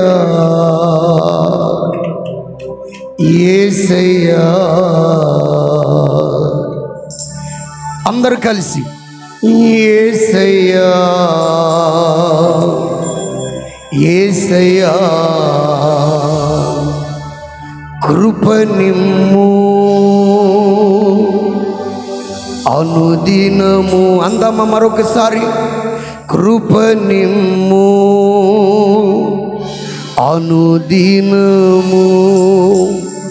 నీ కృప లేకుండా నేనుండలేనయ్యా, నీ కృప లేకుండా నేనుండలేనయ్యా. యేసయ్యా యేసయ్యా యేసయ్యా యేసయ్యా. హల్లెలూయా హల్లెలూయా. మనం కొన్నిసార్లు మనం చేసే భక్తికి మనకు మనమే మురిసిపోకూడదు. నాకంటే పెద్ద ప్రార్థన పరులు లేరు, నాకంటే పెద్ద పరిశుద్ధులు లేరు, నాకంటే పెద్ద ఆత్మీయులు అనుకోకూడదు. Praise the lord. దేవుని దగ్గర ఇంకా ఇంకా ఇంకా మనం ఎదురు చూడవలసిన అవసరం ఉంది. Praise the lord. మనం ఆశిస్తే ఖచ్చితంగా ప్రభు ఇస్తాడు. ఆమేన్ హల్లెలూయా. జాగ్రత్తగా గమనించండి. ఉపవాసం ఎందుకు ఉండాలి అని చెప్పాను. ఉపవాసం దాని యొక్క వివరాలు మీతో చెప్పాను. ఆల్రెడీ నష్టం జరిగింది, జరగడానికి సిద్ధంగా ఉంది. అవన్నీ జరగాల్సిన నష్టాలు చెప్పలేదు కదా, అవన్నీ క్రీస్తు రాకడ అనంతరం జరిగే నష్టాలు. అది సంగతి. నేను మళ్ళీ ఆ సబ్జెక్ట్లోకి వెళ్ళలేదు. సంఘం ఎత్తబడిన తరువాత ఏమండి భూలోకం మీదకి వచ్చే శ్రమలు కలిగే మార్పుల వివరాలన్నీ అక్కడ ఉన్నాయి. ఇది డిఫరెంట్ సబ్జెక్ట్. ఇప్పుడు మీకు చెప్పిన మీకు అర్థం కాదు. అందుకని నేను సింపుల్గా చెప్పాను, రాబోయే ఉగ్రత. బాప్తిజమం ఇచ్చి యోహాను గారు అన్నాడు కదా, రాబో ఉగ్రతను తప్పించుకోవడానికి మీకు బుద్ధి చెప్పిన వాడు ఎవడు అంటే, బాప్తిజం పొందుతుంటే ఏమని ఆయన అంటాడు, బుద్ధి తెచ్చుకున్నారా? ఎవరు చెప్పారు? రాబోయే ఉగ్రతను గూర్చి. ఒకవేళ బుద్ధి తెచ్చుకున్నారు, బాప్తిజం తీసుకున్నారు, మారు మనసు తగిన ఫలాలు ఫలించండి అని వాళ్ళని హెచ్చరిక చేస్తున్నాడు. Praise the lord. ఇక ఇవన్నీ చాలా దారుణమైన సంగతులు. ఇందాక 4 పురుగుల ద్వారా నష్టాలు చెప్పారు. ఎన్ని నష్టాలు? సరే, మీకు తెలియడం కోసం చెప్తున్నాను. జరగబోయే నష్టాలు మూడు విధాలుగా ఉంటాయి. రాబోయే ఉగ్రత 3 విధాలుగా ఉంటుంది. నెంబర్ 1, 7 ముద్రలు విప్పుట ద్వారా. నెంబర్ 1, ఎలా? 7 ముద్రలు విప్పుడు ద్వారా ఉగ్రత రాబోతుంది. నెంబర్ 2, 7 పాత్రలు కుమ్మరింపబడుట ద్వారా ఉగ్రత రాబోతుంది. నెంబర్ 1, 7 ముద్రలు విప్పబడుట ద్వారా శ్రమలు. నెంబర్ 2, 7 పాత్రలు కుమ్మరింపబడడం ద్వారా శ్రమలు రాబోతున్నాయి. నెంబర్ 3, 7 బోరలు ఊదుట ద్వారా శ్రమలు, ఊదబడుట ద్వారా శ్రమలు. 7 బోరలు ఏవండి ద్వారా శ్రమలు రాబోతున్నాయి భూలోకం మీదకి. అవన్నీ తప్పించబడాలంటే నువ్వు తరచుగా ఉపవాస ప్రార్థన చేస్తూ ఉండాలి. నీ ఆత్మీయతను కాపాడుకోవాలి, నీ ఆత్మఫలాలను కాపాడుకోవాలి. ఉపవాసం ఉన్నావంటే పరిశుద్ధతను కాపాడుకుంటున్నట్లు, ఉపవాసం ఉన్నావంటే సహవాసాన్ని కాపాడుకుంటున్నట్లు, ఉపవాసం ఉన్నావంటే నీ పునాదిని, నీ ఆత్మీయ జీవిత పునాదిని, ఉపదేశాన్ని కాపాడుకుంటున్నావని అర్థం. హల్లెలూయా. అందుకని సంఘానికి సంవత్సరానికి ఒకసారి కాదు, కనీసం 4-5 సార్లన్నా ఈ ఉపవాస ప్రార్థన జరుపుతూ ఉంటే అప్పుడు సంఘం ఏమవ్వదంటే నిర్జీవం అవ్వదు. ఏమవ్వదు? నిర్జీవం అవ్వదు. సంఘం ఒక నిర్లిప్తమైన స్థితికి వెళ్ళిపోదు, ఎప్పటికప్పుడు రీఛార్జ్ అవుతూ ఉంటుంది. Praise the lord. ఉపవాసం మనిషిని నీరసం చేయదు. ఇప్పుడు రోగాలు తగ్గాలంటే డాక్టర్లు పెద్ద మందు చెప్పారు. రోగాలు సగం తగ్గాలి, క్యాన్సర్లు తగ్గాలి, భయంకరమైన జబ్బులు తగ్గాలంటే పెద్ద మందును కనిపెట్టారు. తెలుసా మీకు అది? అన్నిటి కామన్ మందు ఉపవాసం. ఏంటిది? 24 hours ఉపవాసం ఉంటేనట శరీరం అట తనను తానే తినేసుకుంటుందంట. ఆ తినడంలో కూడా దేని తింటదంటే శరీరంలో పాడైపోయిన ఆ వ్యర్థ పదార్థాలు ముందు దాన్ని తినేస్తుందట. అప్పుడు మనిషి శుభ్రం అయిపోతాడు, చాలా బలహీనతలు పోతాయి. అందుకే నేను అంటాను, నెలకోసారి ఉపవాసం ఉండండి. Praise the lord. నా మట్టుకు అసలు నా పర్సనల్ ఒపీనియన్ చెప్పనా, వారానికి ఒక రోజు ఉపవాసం ఉండండి. ఎవరి కోసం? నీ ఆత్మీయత కోసం. ఎవరి కోసం? నశించిపోతున్న నీ రక్త సంబంధికుల కోసం. ఉపవాసం ద్వారా అటు ఆత్మీయ జీవితం బాగుపడుతుంది, ఇటు ఆరోగ్యం కూడా అన్ని లెవెల్ అయిపోతున్నాయి. అందుకే చూడండి, ఈ ఉపవాసం ఉండే వాళ్ళ ముఖాలు ఎప్పటికప్పుడు ఎలా ఉంటాయి తెలుసా? తేటగా ఉంటాయి, ప్రకాశవంతంగా ఉంటాయి. కారణం ఏంటంటే లోపల బ్యాడ్ కొలెస్ట్రాల్ మొత్తం కరిగిపోయింది. Praise the lord.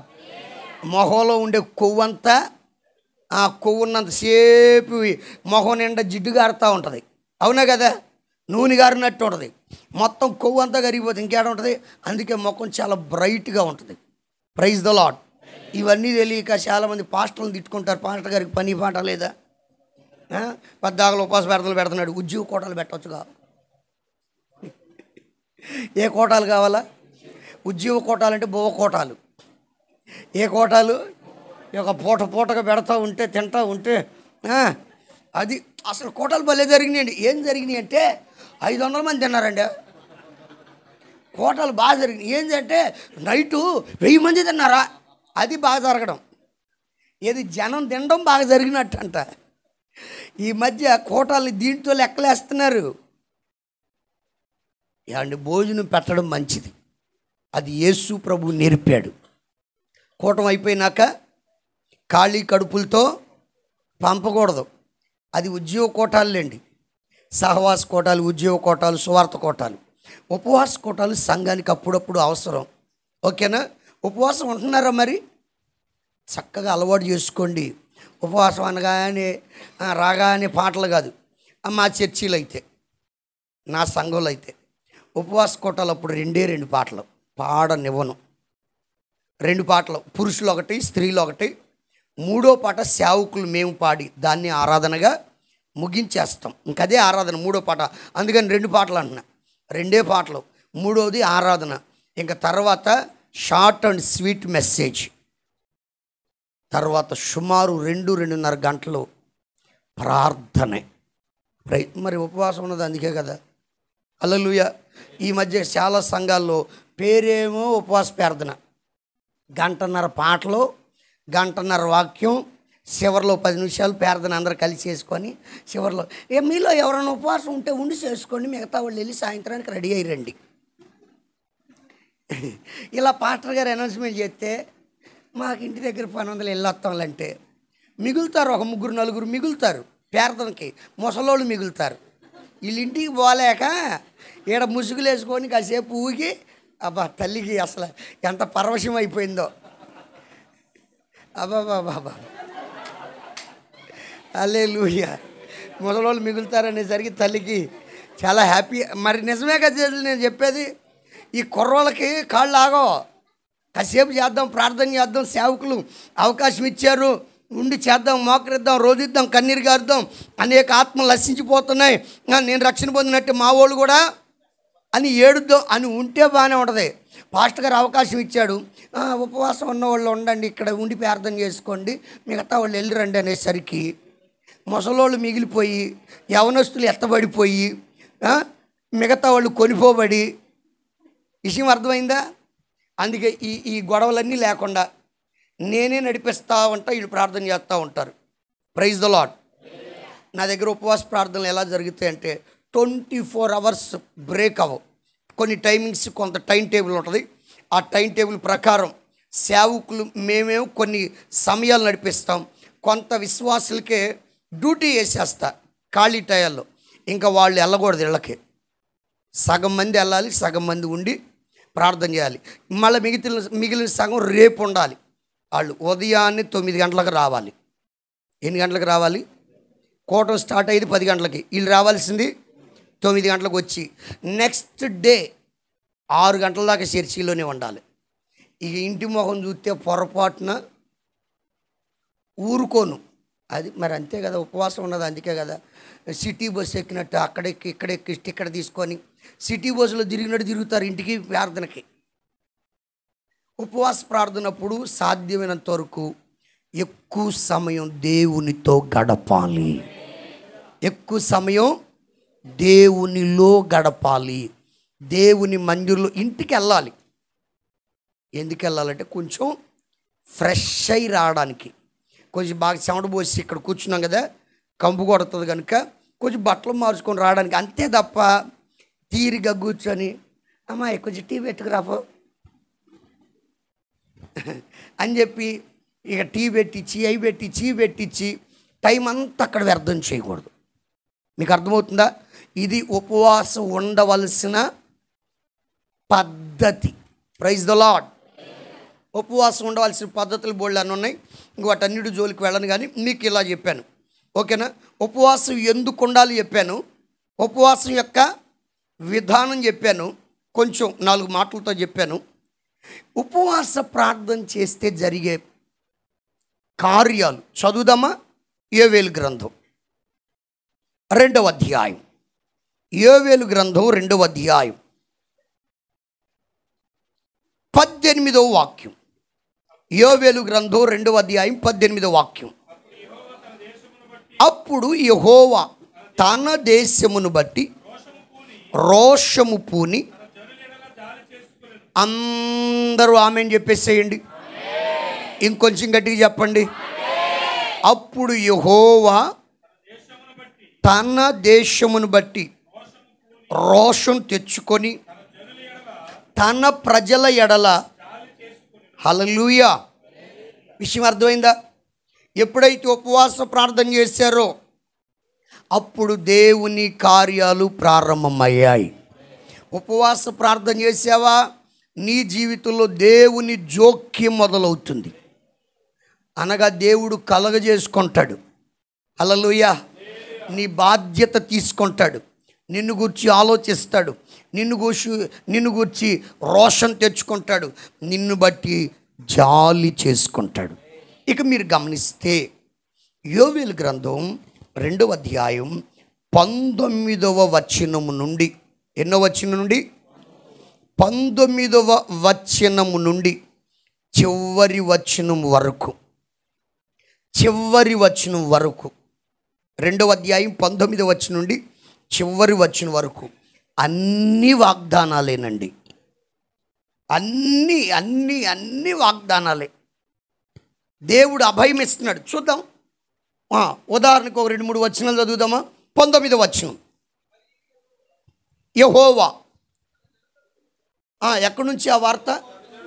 బయట నుంచి వినబడుతుందా? మంచిది నాన్న, చదువు. నువ్వు కూడా వింటున్నావు. దేవుడు నిన్ను దీవించును గాక. బయట ఉన్నాం కదని దిక్కులు చూడకుండా చక్కగా వాక్యం చదువుతున్నావు నాయన. చదవండి, గట్టిగా చదవండి బయట నుంచి.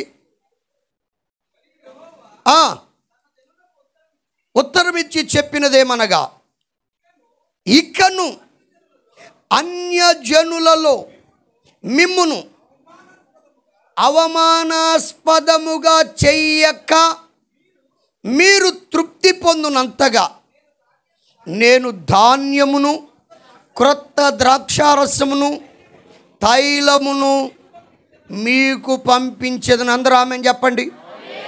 ఇంకొంచెం గట్టిగా చెప్పండి. ఏం పంపిస్తా? అదిగో ఒకటి చెప్పకండి, అక్కడ 3 ఉన్నాయి, చూసి చెప్పండి.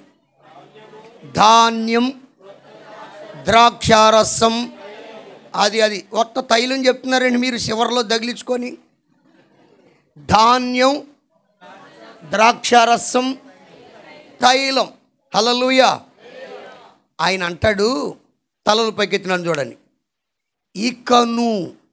ఇక మీదట. ఇకను అంటే ఇక రాబోయే దినాల్లో మిమ్ముని అవమానాస్పదముగా చెయ్యను. Praise the lord. ఉపవాసం ద్వారా వాగ్దానం ఏంటంటే మీ అవమానాన్ని కొట్టివేస్తాను. మీ అవమానానికి కారణం ఏంటి? ధాన్యం లేకపోవడమేగా. మీ అవమానానికి కారణం ఏంటి? ద్రాక్షారసం లేకపోవడమేగా. మీ అవమానానికి కారణం ఏంటి? తైలం లేకపోవడమే కదా. ఇందాక మొదటి అధ్యాయంలో నేను చదివాను, ద్రాక్షారసం ఆగిపోయింది, ధాన్యము లేకపోయెను. ఈ మాటలని చదివాంగా. ఏవైతే లేవో వాటిని మరలా దేవుడు పంపిస్తున్నాడు. వేటినైతే పోగొట్టుకున్నారో, వేటికైతే దూరం అయిపోయారో వాటిని మరలా ఎంత పంపిస్తున్నాడు? ధాన్యం. ఎంత ద్రాక్షారసం పంపిస్తున్నాడు? ఎంత తైలం? 19వ వచనం చూసి చెప్పండి, నాకు ఆన్సర్ చెప్పండి. అది మళ్ళీ కొంచెం గట్టిగా చెప్పండి ఆన్సరు. అందరు చెప్పండి. ఇదిగో ఈ పూటకి 2 కేజీలు ధాన్యం, 1 లీటర్ ద్రాక్షారసం, 1/4 లీటర్ తైలం సాల్లే సరిపెట్టుకో, ఈ అయిపోయి నాకు మళ్ళీ పంపిస్తా అంటున్నాడా? ఏమంటున్నాడు? ఉపవాస ప్రార్థన తృప్తి మొదలవుతుంది. Praise the lord. ఏం మొదలవుతుంది? నీ అవమానం తొలగిపోతుంది, తృప్తి మొదలవుతుంది. Praise the lord. అర్థమవుతుందా? ధాన్యం అంటే తినేది, ద్రాక్షారసం అంటే త్రాగేది, తైలం అంటే తలకు పూసుకునేది, రాసుకునేది. హల్లెలూయా. మనిషికి 3 అండి: తినటం, తాగడం, తలకు పూసుకోవడం. అర్థమవుతుందా? ఒక వ్యక్తి సమృద్ధిగా ఉన్నాడు అని దేన్ని బట్టి చెప్తారో తెలుసా? ఈ మధ్య ఫ్యాషన్ అయిందిలేండి. ఏంటది? తలకు నూనె పూసుకోకపోవడం ఫ్యాషన్ అయింది ఈ మధ్య. అసలు చెప్పనా, మీరేమనుకోనంటే ఫీల్ అవ్వనంటే చెప్పనా, తలకు నూనె పోసుకోకపోవడం దరిద్రత. మీకు అది తెలుసా? తలకి ఇప్పుడు యూత్కి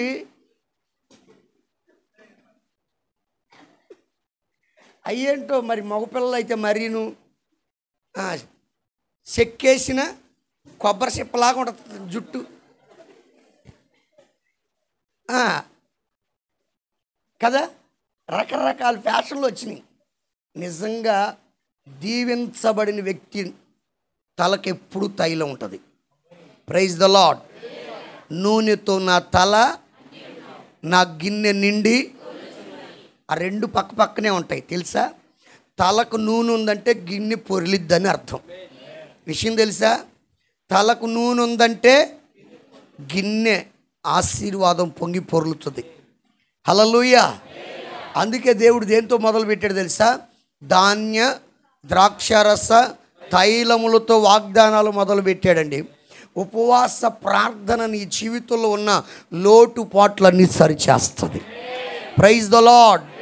అందుకని ఎప్పుడన్నా సంఘంలో సేవకుడు ఉపవాస ప్రార్థన అనౌన్స్ చేస్తే సంతోషించాలి. ఎందుకో తెలుసా, మా అవమానాలన్నీ తొలగిపోబోతున్నాయి, మా అసంతృప్తి దూరం అవుతుంది. హల్లెలూయా. దేవుడు మరలా మా కుటుంబాల్లో సమృద్ధిని దయచేయబోతున్నాడు. హల్లెలూయా. అది అది అది మీరు సంతోషించాలా, మీరు అడగాలి. Praise the lord. అయ్యగారు మళ్ళీ ఎప్పుడు ఉపవాస ప్రార్థన పెడతారు అయ్యగారు, మళ్ళీ ఎప్పుడు మన ప్రభు సన్నిధిలో కనిపెడదాం అయ్యగారు. గడిచిన ఆగస్టు నెలలో 5, 6, 7 తారీఖుల్లో పెట్టిన ఉపవాస ప్రార్థనల ద్వారా మా కుటుంబంలో దేవుని కార్యాలు జరిగాయి. Praise the lord. సాక్షిగా నిలబడాలి. ఇలా మీరు కిందకి చదువుకుంటూ వెళితే ఏవండి 20వ వచనంలో మరియు ఉత్తర దిక్కు నుండి వచ్చు వాటిని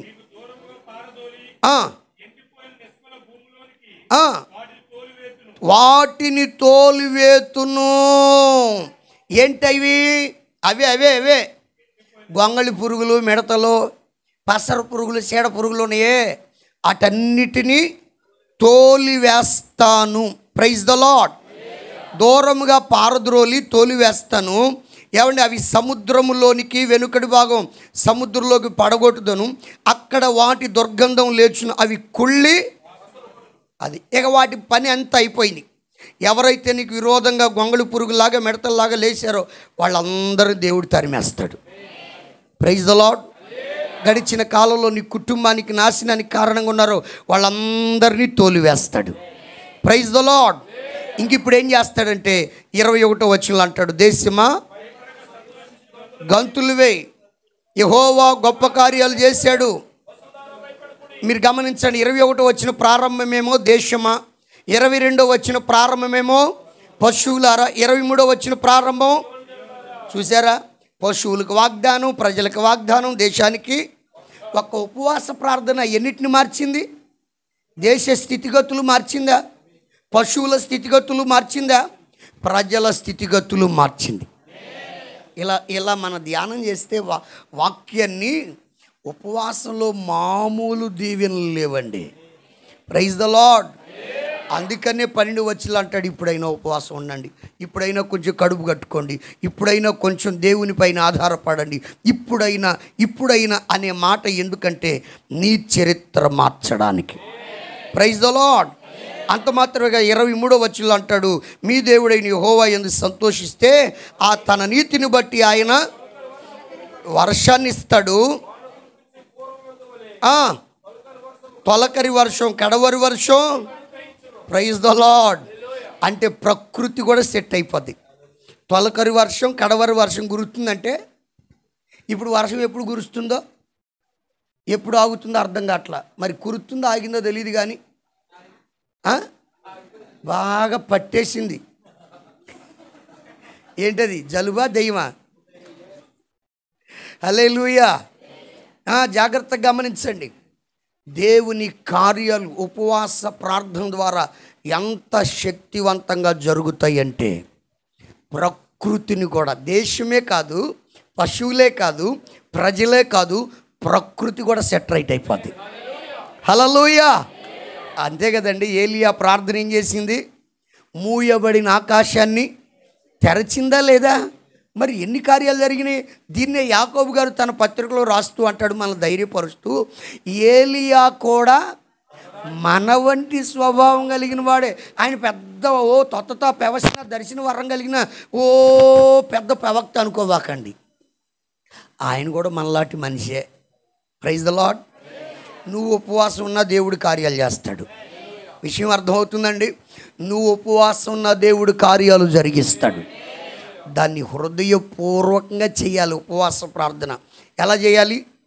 బలవంతంగా చేయకూడదు. ఇందాక 19వ వచనంలో చదివాం, ధాన్యం ద్రాక్షారసం తైలం ఇస్తాడన్నామా. ఇప్పుడు 24వ వచనంలో అది ఎలా ఇస్తాడనేది ఇక్కడ ఉంది వివరాలు. కొట్లు అంటే గోడౌన్స్ ధాన్యంతో నిండుతాయి.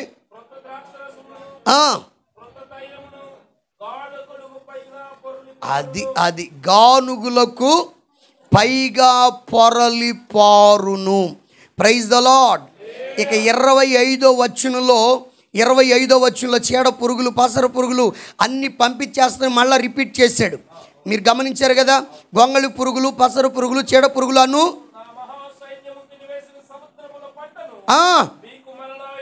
అందరూ ఆమేన్ చెప్పండి అని వెంటనే 26వ వచనం మంచి వాగ్దానం. అందరూ ఆమేన్ చెప్పుకోండి. ఇక ఎన్నడూ తల దించుకోవు. అది దాని అర్థం ఏంటది? ఇంకెన్నడూ తల దించుకోవాల్సిన అవసరం లేదు. నీ తల పైకెత్తుతా. ఉపవాస ప్రార్థన ఏం చేస్తుందో తెలుసా? నీ తల పైకెత్తుతుంది. నీ తల పైకెత్తబడేటట్లు చేస్తుంది. ఇప్పుడు చెప్తాను. ఇంతవరకు 27వ వచనం వరకు, 19వ వచనం నుండి 27వ వచనం వరకు ప్రకృతి సంబంధమైన, భౌతిక సంబంధమైన మెటీరియల్ బ్లెస్సింగ్స్. 19వ వచనం నుంచి 27వ వచనం వరకు, 28వ వచనం నుండి ఏవండి మనం గమనిస్తే ఆత్మ సంబంధమైన ఆశీర్వాదాలు. అందరూ ఆమేన్ చెప్పండి. Spiritual blessings. మన దేవుడు రెండింటిని ఇస్తాడు. Material blessing, spiritual blessing. Physical blessings, spiritual. Hallelujah. పరసంబంధమైన ఆశీర్వాదాలండి. అందుకని ఇక్కడ వాగ్దానం ఏంటంటే, సర్వజనుల మీద నా ఆత్మను కుమ్మరిస్తా. మీ కుమారులు, కుమార్తెలు, మీ ముసలివారు, మీ యవనస్తులు, హల్లెలూయా, పని వాళ్ళ మీద, పని కత్తెల మీద, అబ్బో ఆకాశంలో రాకడ గుర్తులు జరుగుతున్నాయి. Praise the lord. మీకు 32వ వచనం చివరికి వచ్చేస్తే, యెహోవా సెలవిచ్చినట్లు సియోను కొండ మీద యెరూషలేములో తప్పించుకుని వారందరూ కనబడుదురు. అదుగదుగో క్రీస్తు రాకడ దినమున